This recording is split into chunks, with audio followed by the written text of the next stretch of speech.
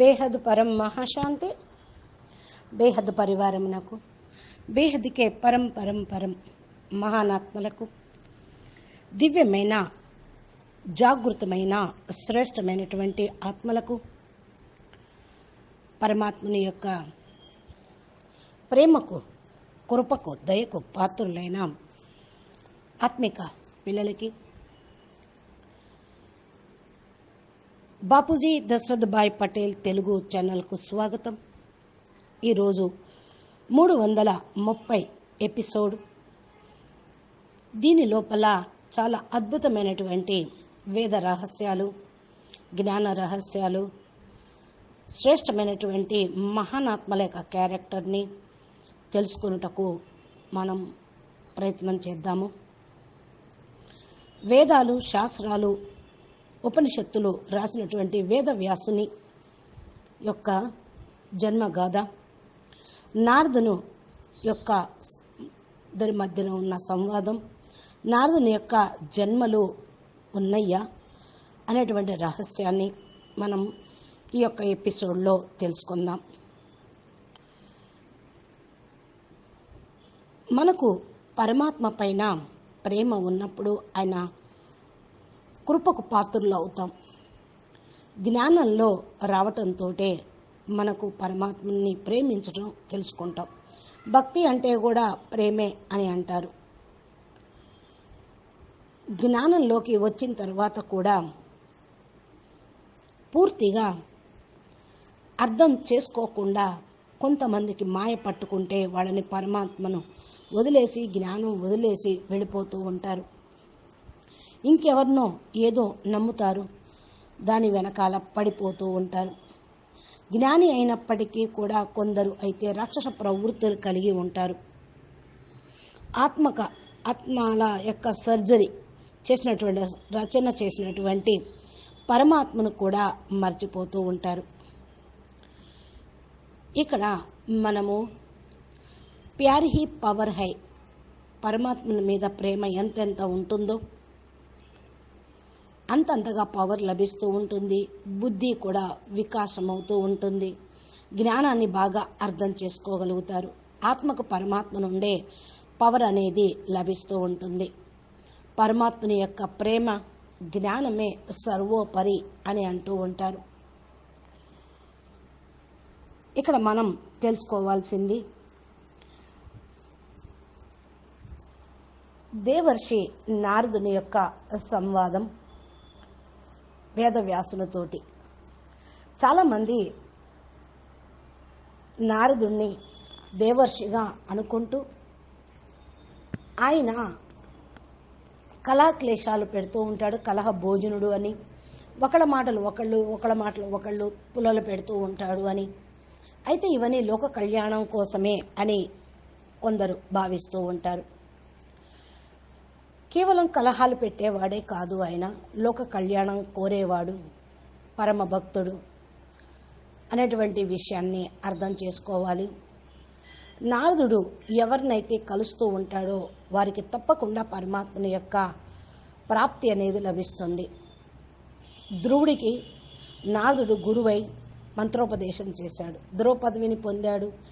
విష్ణుమూర్తి సాన్నిధ్యాన్ని, దర్శనాన్ని కూడా పొందాడు. భగవత్ ప్రాప్తిని పొందాడు. అట్టాగే ప్రహ్లాదుడికి కూడా. ప్రహ్లాదుడు గర్భంలో ఉన్నప్పుడే నారాయణ మంత్రాన్ని ఉపదేశించాడు ఆయనకి. ఆయన భక్తాగ్రేసల్లో నెంబర్ 1గా అయ్యాడు. పరమాత్మని పొందాడు. ఇక పోతే బ్రహ్మ జ్ఞానము, వేద రహస్యాలు ఎలా ఉన్నాయి అనే విషయం ఇక్కడ మనం చెప్పుకుందాము. నాదుడి యొక్క జన్మ కథ ఇది బ్రహ్మ వైవర్త పురాణంలో నుండి తీసుకున్నటువంటి భాగము. నారదుడు బ్రహ్మ యొక్క మానసపుత్రుడు. బ్రహ్మ యొక్క కంఠం నుండి ఉద్భవించాడు. ఈయనకు భగవాన్ విష్ణువు పైనే మనసు ఉన్నది. నారాయణ నారాయణు అని జపం చేస్తూ ఉంటాడు. బ్రహ్మగారు ఈయన్ని సృష్టించడంతో బేటా నీవు వెళ్ళి సృష్టిని ముందుకు తీసుకుని వెళ్ళుటకు, సృష్టి కార్యక్రమంలో నాకు సహయోగం చెయ్యి అని అన్నారు. అంటే ఇది ఎప్పటి విషయము అంటే ఫస్ట్ బ్రహ్మ సృష్టించారు మానసపుత్రుల్ని, ప్రజాపతుల్ని, 4 మానసపుత్రుల్ని అన్నారు కదా. వారితోటే బ్రహ్మ సృష్టిని కొనసాగించాలి, వృద్ధి చెయ్యాలి అన్నటువంటి సమయము. అందుకని సృష్టి కార్యక్రమంలో నా సహయోగం చెయ్యి అని అన్నాడు. కానీ నారదుడు జన్మ తీసుకోవటంతో ఆయన కంఠం నుండి వచ్చాడు కదా, బ్రహ్మ కంఠం ద్వారా. కాబట్టి జ్ఞాని ఆత్మ అయ్యి కంఠం ద్వారా నారాయణ అనేటువంటి మంత్రాన్ని ఉపాసించాడు. అందుకని సీదా సరాసరిగా బ్రహ్మకు చెప్పాడు. భగవన్ నామాన్ని మించిన అమృతాన్ని వదిలేసి విషమైనటువంటి క్షణభంగూరమైనటువంటి విషాన్ని ఎవరు పట్టుకుంటారు, అంత మూర్ఖులు ఎవరున్నారు అని ఆలోచించి బ్రహ్మకు వెంటనే చెప్పాడు. అంటే బ్రహ్మగారు ఏదైతే తన తండ్రి ఏదైతే ఆజ్ఞ ఇచ్చారో దానికి విరుద్ధంగా నేను చెయ్యను అని వెంటనే బ్రహ్మగారికి చెప్పడం జరిగింది. ఇక బ్రహ్మ తన మాటను ధిక్కరించాడు, తిరస్కరించాడు అని శాపం పెట్టాడు. నువ్వు నీ తండ్రి మాటనే వినటం లేదు, వెళ్ళి నువ్వు నీకు లభించిన జ్ఞానం యొక్క అహంకారంతో కదా ఈ విధంగా చేశావు, అందుకని నేను నీకు శాపం ఇస్తూ ఉన్నాను. గంధర్వ యోనిలోకి వెళ్ళి కామ విలాసంలో స్త్రీలతోటి, స్త్రీల యొక్క అందచందాలకు వశీభూతమై రమించుగాక అని శాపం పెట్టేశాడు.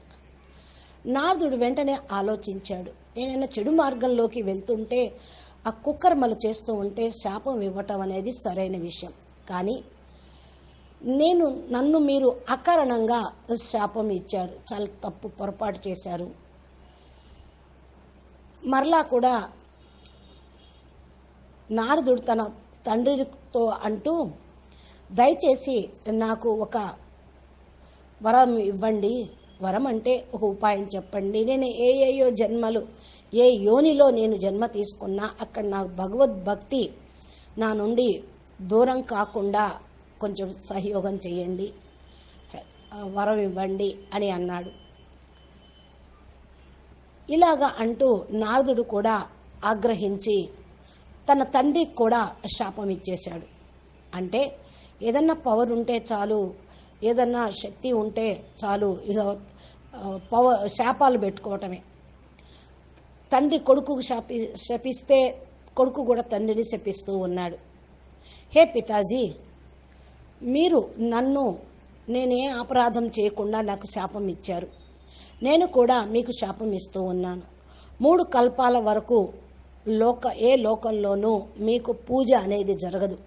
మీ యొక్క మంత్రం కానీ, స్తోత్రం కానీ, కవచం కానీ ఎవ్వరు కూడా మీరు దాన్ని పట్టించరు అని శాపం పెట్టాడు. ఇలాగా తండ్రి యొక్క శాపం కారణం వల్ల గంధర్వయోనిలోకి వెళ్ళి జన్మ తీసుకున్నాడు. అప్పుడు అతని యొక్క పేరు బరహన్ అనేటువంటి పేరు. ఈయన తన రూపం యొక్క అభిమానం కలిగినవాడు. గంధర్వులు అంటే చాలా అందంగా ఉంటారు. ఒకసారి బ్రహ్మాజీ సభలో దేవతల్ని, గంధర్వుల్ని భగవన్నామ సంకీర్తన కోసం రావలసిందిగా పిలుపునిచ్చాడు. ఇక నారదుడు అనగా జన్మ తీసుకున్నాడుగా గంధర్వుడిగా ఉపబర్హన్ తన యొక్క స్త్రీలతోటి సహా శృంగార భావంతో ఆ సభలోకి విచ్చేశాడు. ఈ యొక్క అకృత్యానికి ఆచరణను చూసి బ్రహ్మకు కోపం వచ్చేసింది. నీవు శూద్రయోనిలోకి వెళ్ళి జన్మ తీసుకొని మరలా శాపం ఇచ్చాడు. ఆ శాపం పూర్తే కాలేదు, అనుభవిస్తూనే ఉన్నాడు, మళ్ళా శాపం పెట్టేశాడు. ఇలా మహర్షి నారదుడు పూర్వజన్మ యొక్క కథ మనకు శ్రీమద్ భాగవత పురాణంలో విస్తారంగా కూడా వర్ణన చేయటం అనేది జరిగింది. ఇంకా నారదుడు మరియు వేదవ్యాసుడు గురించి ఇక్కడ మనం విందాము.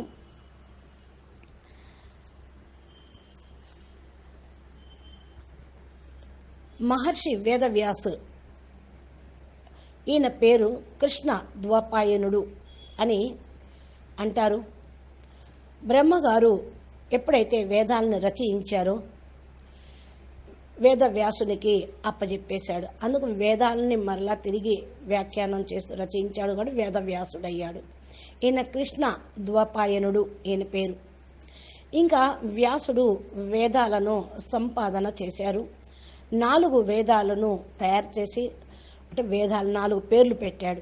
ఋగ్వేదము, యజుర్వేదము, అథర్వణ వేదము, సామవేదము. ఇలాగా వ్యాసుడు మరల వీటి యొక్క సారాన్ని 18 పురాణాలుగా లిఖించారు, రాయించాడు. తరువాత వ్యాసుడు మహాభారతం యొక్క రచన అనేది జరిగింది. అందుకనే దీన్ని పంచమ వేదంగా చెప్పటం జరుగుతూ ఉంది. ఇలా అద్భుతమైనటువంటి రచన మహాభారతం చదివిన వాళ్ళందరికీ కూడా ఈ ప్రపంచంలో దీన్ని మించింది ఇంకొకటి లేదు, ప్రపంచం మొత్తం దీంట్లోనే ఉంటుంది, సారం మొత్తం అని, దీన్ని మించింది ప్రపంచంలో ఇంకొకటి లేదు అని సంకల్పం చేస్తూ ఉంటారు, ఆలోచన చేస్తూ ఉంటారు.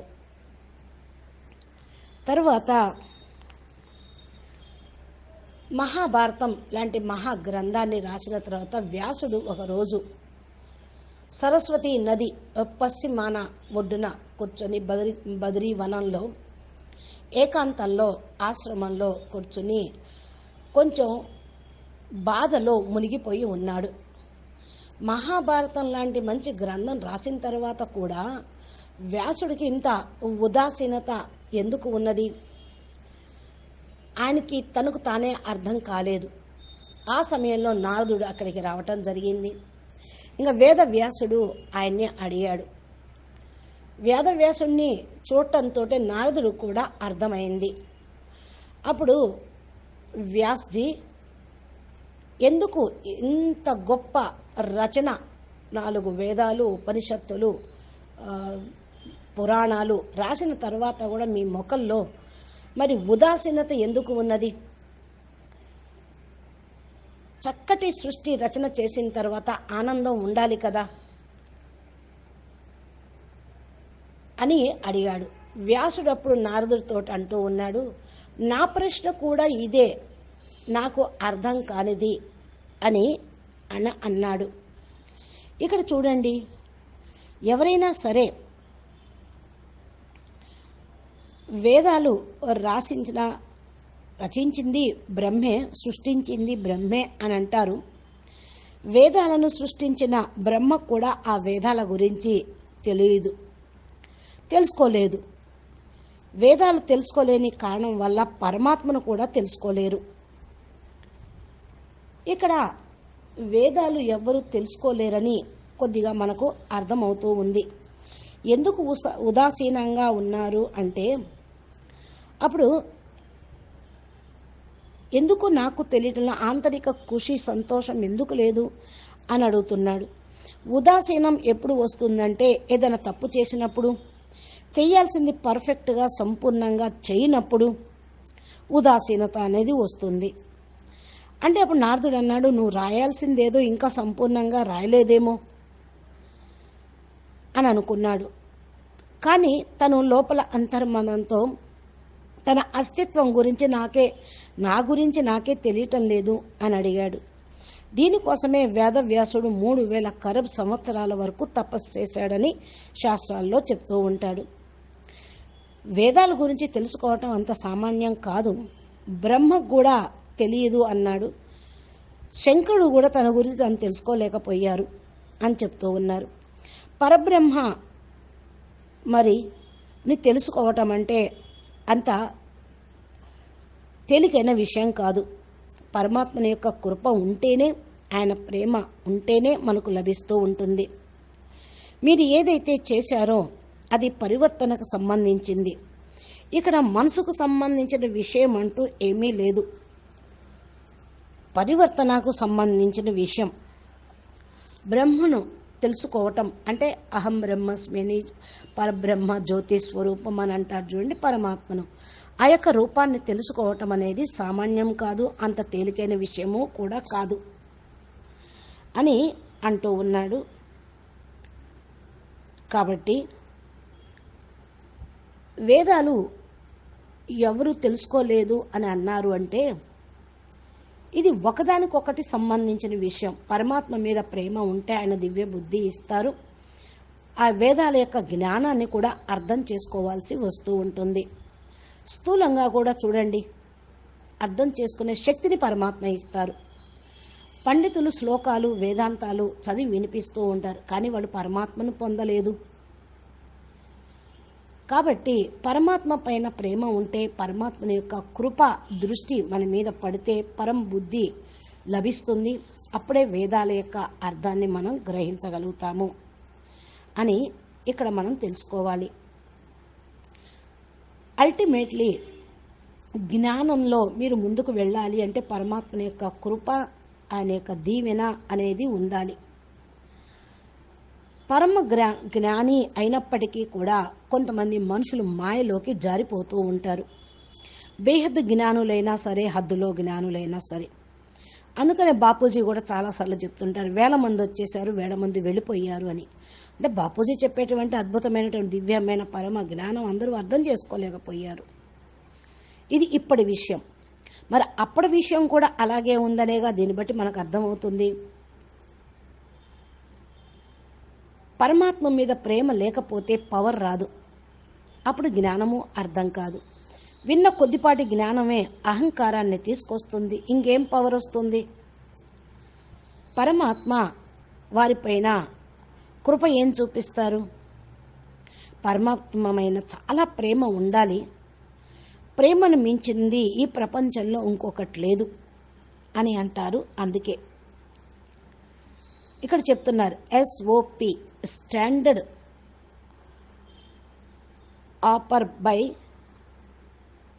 ఆపరేటింగ్ ప్రొసీజర్ అని. అంటే మన యొక్క సోలార్ సిస్టమ్ డౌన్ఫాల్ అవుతూ ఉంది, శివుడి యొక్క రచన అయినప్పటికీ కూడా. కానీ పరమాత్మను నమ్మితే ఆయన దగ్గర అపారమైన శక్తి ఉంది. ఈ ప్రేమతోటే ముందుకు వెళ్ళిపోగలుగుతూ ఉంటారు. అయితే జ్ఞానులు పరమాత్మని యొక్క ప్రేమతోటి వారికి వచ్చిన దుఃఖాన్ని కూడా నవ్వుతూ సహించగలరు. అజ్ఞాని ఆత్మ అయితే ఏడుస్తూ సహిస్తూ ఉంటారు. ఇది జ్ఞానము అజ్ఞానానికి ఉన్నటువంటి తేడా. వీరెవరికి కూడా పరమాత్మని మీద ప్రేమ అనేది ఉన్నదాన్ని బట్టే వారు ఎదుర్కోవటం అనేది జరుగుతుంది. పరమాత్మని మీద ప్రేమ ఉంటే ఆ ప్రేమే అన్నిటినీ మరిపింప చేస్తూ ఉంటుంది. ఆ ప్రేమలో మునిగిపోయి అన్నిటినీ మర్చిపోతారు. ఇలాంటి వాళ్ళు జీవితంలో చాలా గొప్పవాళ్ళుగా అవుతారు. అందుకనే మరి ఇప్పుడు మనము చూద్దాము, వ్యాసుడు నారదుడు తోటి చెప్తున్నటువంటిది. ఇక్కడ సరస్వతీ నది ఒడ్డున పశ్చిమంలో ఉండి కృష్ణ ద్వైపాయనుడు శోకిస్తూ ఉన్నాడు. ఈ శోకం గురించి ఇప్పుడు మనం చెప్పుకున్నాం కదా. ప్రేమ గనక ఉంటే దుఃఖాన్ని కూడా సంతోషంగా మనం దాటుకొని వెళ్ళిపోగలుగుతాం. నారదుడు అంటాడు, మహాభారతం లాంటి మహాగ్రంథాన్ని రాసిన తర్వాత కూడా ఇటువంటి ఉదాసీనత ఎందుకు అని తను తానే ప్రశ్న వేసుకున్నాడు. మీ దగ్గర నారదుడు అంటూ ఉన్నాడు, మీ దగ్గర వేద రాసి ఉంది, 4 వర్గాల్లో దాన్ని సంపుటితం చేశారు. వేదాన్ని 4 శాఖలుగా విస్తారం చేశారు. పైల్ ఋషికి ఋగ్వేదము, జమిని ఋషికి సామవేదము, వైశంపాయనుకి యజుర్వణ వేదము, సుమంత్ అనేటువంటి ఋషికి అథర్వ వేదము జ్ఞానాన్ని అందించాడు. ఇంకా రోమహర్షన్ అనేటువంటి ఒక వ్యక్తికి ఒక శిష్యుడు అన్నమాట, వేదవ్యాసుని యొక్క ప్రథమ శిష్యుడు. ఈయన పేరు కూడా ఇతిహాసాల్లో చక్కగా రాసి ఉంది. రోమహర్షన్ వేదవ్యాసుని యొక్క ప్రథమ ముఖ్యమైన శిష్యుడు.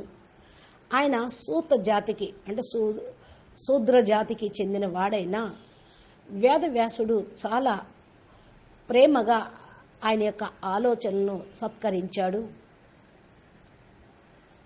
రోమహర్షిని స్మృతి, స్తుతి, పాఠము, పఠనము, శాస్త్రాల పారాయణము ఎంత శ్రద్ధ, విశ్వాసంతో, భక్తి భావనతోటి అధ్యయనం చేయటం చూసి వ్యాసుడు ఆయనకి ఫస్ట్ ప్రథమ శిష్యుడిగా స్వీకరించాడు.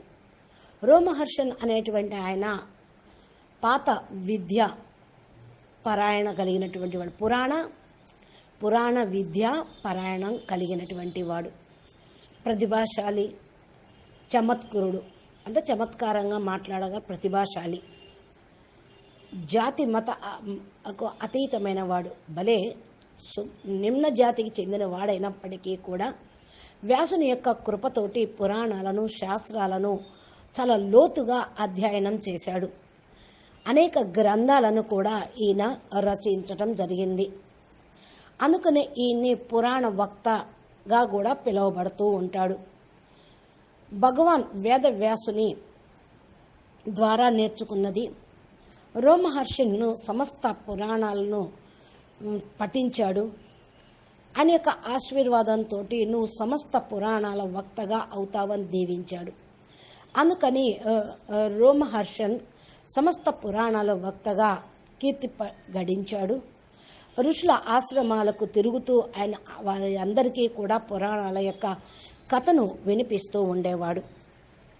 ఇక్కడ మనం నారదుడు ఏమంటున్నారు అంటే, మహాభారతం లాంటి జ్ఞాన మహాసముద్రాన్ని నువ్వు రచించావు.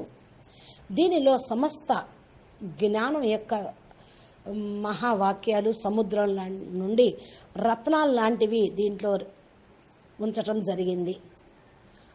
మరి ఈరోజు నువ్వు అకృతార్థంగా ఉదాసీనంగా ఎందుకు ఉన్నావు చెప్పండి ప్రభో అని అన్నాడు. అంటే అంత గొప్ప గొప్ప శాస్త్రాలు రచించినప్పటికీ కూడా నా అంతర్గ్లాని జరుగుతూ ఉంది, అంతరాత్మ శోకిస్తూ ఉంది, సంతోషము, ఖుషి, ఆనందంగా లేడు, ఉదాసీనత మొక్కల్లో కనిపిస్తూ ఉంది.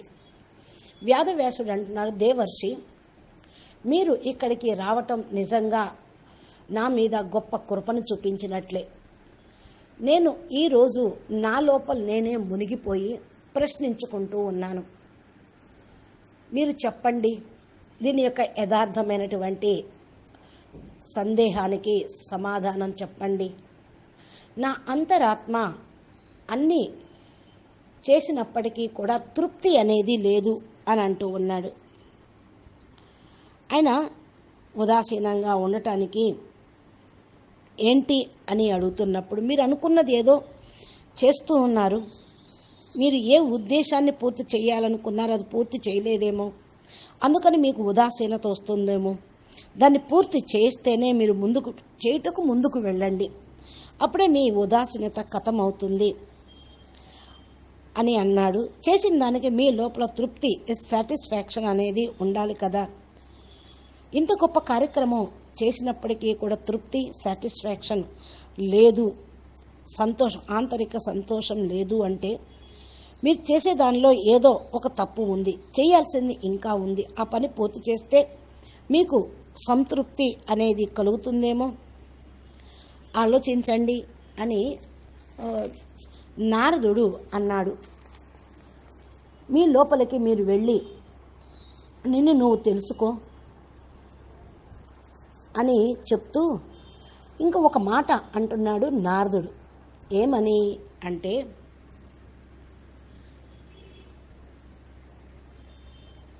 ఏదైతే దేవర్షి మీరు నాకు చెప్పింది చాలా మంచిగా అనిపించింది, నేను మహాభారతం లాంటి మహాగ్రంథాన్ని రాసి అలసిపోయాను, ఎందుకు ఉదాసీనంగా నాకు తెలియదు, ఈ గుహ్య రహస్యం తెలుసుకోవాలి, నువ్వు త్రిలోక సంచారివి కదా, దీని యొక్క భావార్థం ఏంటో, ఈ కారణం ఏంటో నాకు చెప్పండి అన్నాడు. ఈరోజు మీరు నాకు ఉపదేశం ఇవ్వండి అని అడిగాడు. అప్పుడు నారదుడు చాలా చక్కటి అందమైనటువంటి సమాధానం చెప్పాడు. ఇది మనం వింటే మనకు కూడా చాలా ఉపయోగపడుతుంది అంటున్నారు అనంతుబాయ్. నారదుడు చెప్తున్నాడు, వ్యాస మహర్షి, వ్యాసజీ మీ యొక్క కథనం ఉత్తమమైనదే, ఉచితమైనదే. మీ యొక్క బుద్ధి తత్వం అపారమైన విస్తారం చేయగలదు. కానీ హృదయం యొక్క రసం మాత్రమే ఉన్నది, అంటే అది మీకు దూరంగా ఉన్నది. బుద్ధి రసం ఉన్నది, హృదయ రసం మీ నుండి చాలా దూరంగా ఉంది. భగవంతుడి యొక్క రసం రూపంలో సాక్షాత్తు గోపగోపికల మార్గంలోని అది సంభవం అవుతుంది. అనగా గోపగోపికలు పరమాత్మని ఎంత ప్రేమిస్తూ ఉన్నారో ఆ ప్రేమ రసం, భక్తి రసం ఉంటేనే హృదయ రసం అనేది కలుగుతుంది. ఇది గోపగోపికల యొక్క ప్రేమ రసం లాగా సంభవిస్తూ ఉంటుంది. ఇన్ని రచనలు చేశారు, అద్భుతం ఇవి, గొప్ప మహిమ యోగ్యమైనవి, కొనియాడబడేవే. మీకు అయినప్పటికీ కూడా, రాసినప్పటికీ కూడా మీకు అనుభూతి అనేది కలగటం లేదు. అంటే మీ యొక్క ఉద్దేశము ఇప్పటికి కూడా అసంపూర్ణంగానే ఉంది. ఏదైతే రాయాలో ఇంకా రాయలేదు, ఏదైతే చెప్పాలనుకున్నది చెప్పలేదు అని అనేశాడు. వ్యాసుడు నారదుడితోటి ప్రార్థన చేస్తూ, నారద కొంచెం నాకు చెప్పండి అని. మీ యొక్క శ్రేష్ఠ గ్రంథాల యొక్క రచన, దానిలో భక్తి రసం అనేది లేనే లేదు అని అనేశాడు నారదుడు. జ్ఞాన భండార ఉన్నది మహాభారతంలో. శ్రీకృష్ణుని యొక్క భక్తి దాంట్లో మిళితం చేసినట్లయితే అన్ని చింతలు దూరం అయిపోతాయి అని చెప్పాడు. వ్యాసుడు అప్పుడు అనుకున్నాడు, ఇది తప్పకుండా ఉండాల్సిందే. ఎందుకు అంటే తన రచన అనేది గొప్పదే. ఇంకా నారదుడు అంటున్నాడు, వ్యాస్జీ నీ యొక్క రచనలు చాలా గొప్పవే. ఆ మహాభారతంలో నాయకులుగా పాండవులు, అంటే హీరోలుగా, విలన్ లాగా కల్ నాయకులాగా కౌరవులు ఉన్నారు. మీ యొక్క రచనా కేంద్రంలో మనుషులు, వివాదాలు, షడయంత్రం అంటే ఎత్తుకు పై ఎత్తు, జూదము, మోసము, దగ, కుళ్ళు, కుతంత్రము, ఇవన్నీ దాంట్లో ఆ గ్రంథంలో ఉన్నాయి. ఇలాంటి సాహిత్యాన్ని రచన చేశారు. కానీ ఇప్పుడు భగవంతుణ్ణి కేంద్ర బిందువుగా తీసుకొని ప్రేమ రసాన్ని, భక్తి రసాన్ని దాంట్లో ఇమిడిస్తే శాంతి అనేది లభిస్తుంది. అలాంటి గ్రంథం మీరు ఇప్పుడు రాయండి. జీవితంలో దేని ద్వారా అయితే గతి, సద్గతి, ముక్తి, జీవన్ముక్తి భగవంతుడిస్తాడు అని భగవంతుణ్ణి కేంద్రంగా పెట్టుకొని రాయండి. ఇంతవరకు అలాంటి గ్రంథం మీరు రాయలేదు, అందుకనే అశాంతి అనేది ఉంది. అప్పుడు మీరు భగవంతుణ్ణి కేంద్రంగా పెట్టుకొని కేంద్ర బిందువుగా చేసినట్లయితే మీ పనులన్నీ పూర్తవుతాయి అని అనటం జరిగింది.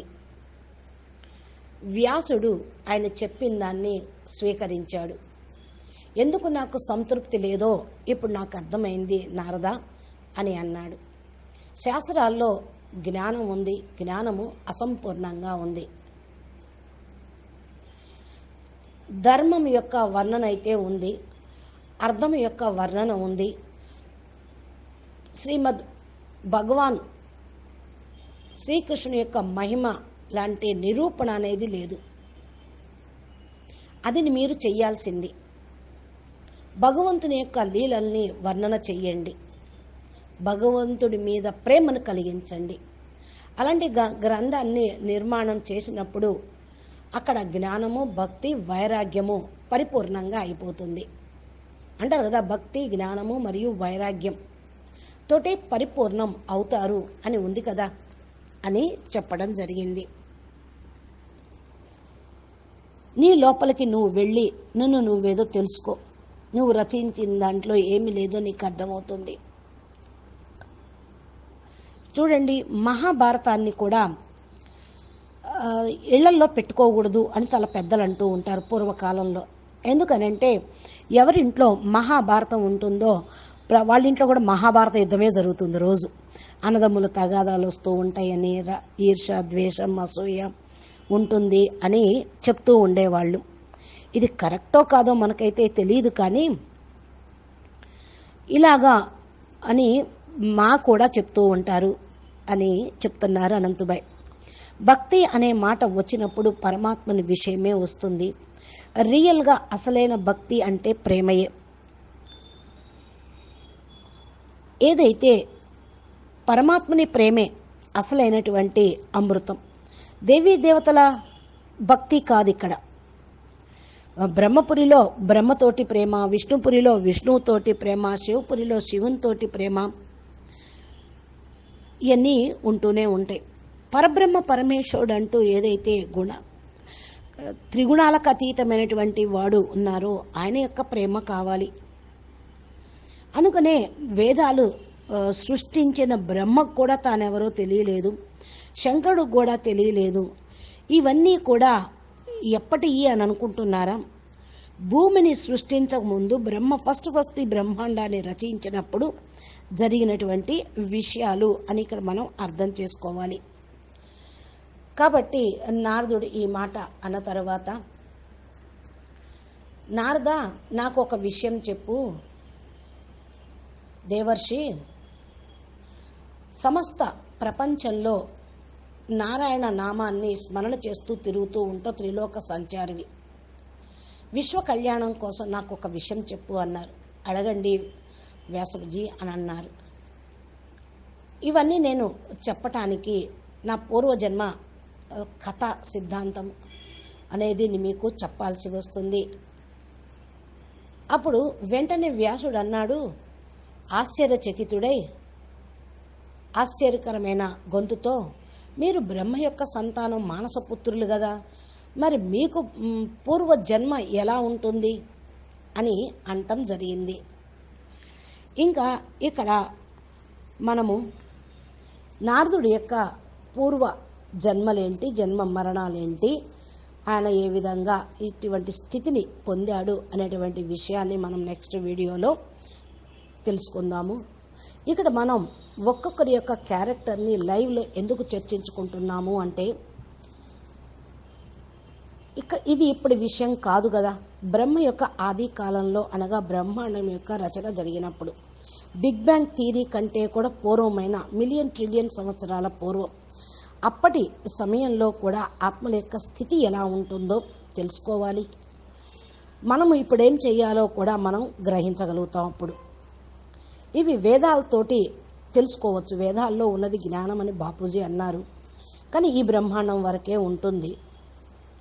బ్రహ్మ మానసపుత్రుడు ఏంటి, ఈయనకి జన్మలేంటి, రహస్యం ఏమిటో తెలుసుకుంటే మన ఆత్మ యొక్క జాగృతి కూడా అవుతూ ఉంటుంది. దీనిలో చాలా రహస్యాలు ఉన్నాయి.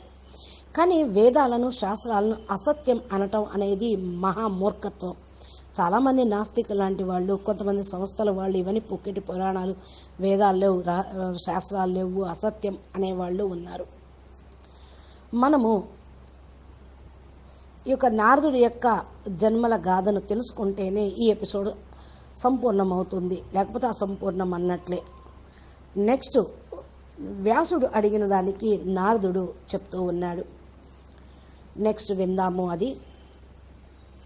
కాబట్టి మనం ఏదో టైం పాస్ చేయటానికో, ఏం టైం లేక ఇవన్నీ చెప్పుకుంటున్నాం అనుకోకుండా, దీనిలోని రహస్యాలను తెలుసుకొని ఎవరు ఎలాగా ఏంటి స్థితి అనే గ్రహించి మనం పురుషార్థంలో బేహద్దు జ్ఞానంతో మనం పోల్చుకుంటూ, బాపూజీ చెప్పినటువంటి వీడియోలను మాటికి పదే వింటూ, యోగం చేస్తూ, జ్ఞాని ఆత్మలుగా అవుతూ మనం పురుషార్థం, మన లక్ష్యం ఇక్కడ ఉన్నది విశ్వ కళ్యాణం, విశ్వ పరివర్తన.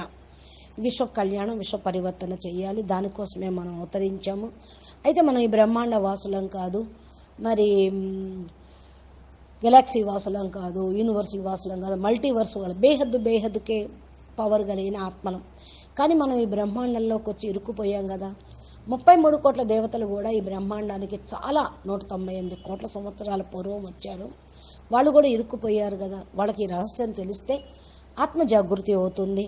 ఈ వేదాలు, శాస్త్రాలు అసత్యమైన వాళ్ళు కనువిప్పు కలుగుతుంది అని మనం ఈ విషయాల్ని చర్చించుకుంటూ ఉన్నాము. అచ్చా, పరం శాంతి, నమస్తే, ధన్యవాదాలు. బేహద్కే బేహద్ పరం పరం పరం, మహాశాంతి హై, మహాశాంతి హై, మహాశాంతి హై.